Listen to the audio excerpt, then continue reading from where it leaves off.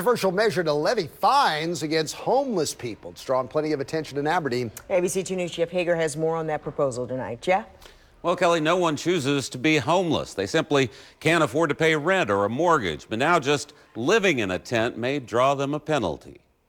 They live off the radar and without the security of people with four walls and a roof over their heads. It's scary because you don't know from one day to the next who's the next victim. 3 months after an arsonist wiped out most of a homeless encampment in Elkton, city leaders just to the south in Aberdeen are prepared to clear out tents with a legal maneuver of their own. A person may not use or occupy for the purposes of human habitation for more than 24 consecutive hours at the same time a tent, a temporary structure, or a portable structure.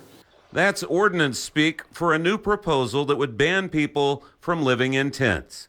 If the structure isn't taken down within 24 hours, those living there would first get a warning and subsequently a $50 fine.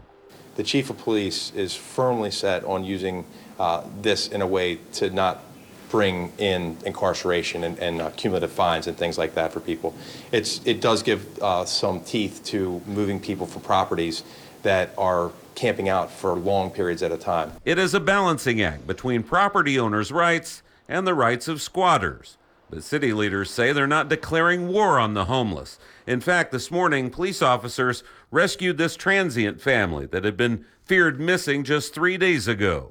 We had a family it was a family of 4 with 2 children that were living in a wooded parcel of land without access to a lot of the amenities that most of us take for granted.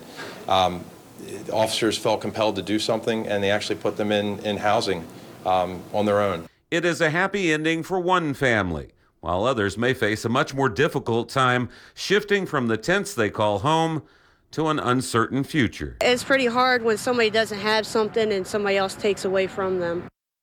Homeless advocates in Harford County say while rotating churches and emergency funds for motel stays have helped bridge the gap, the challenge is finding permanent housing. But it's difficult to do so to help the homeless if they don't connect with the services.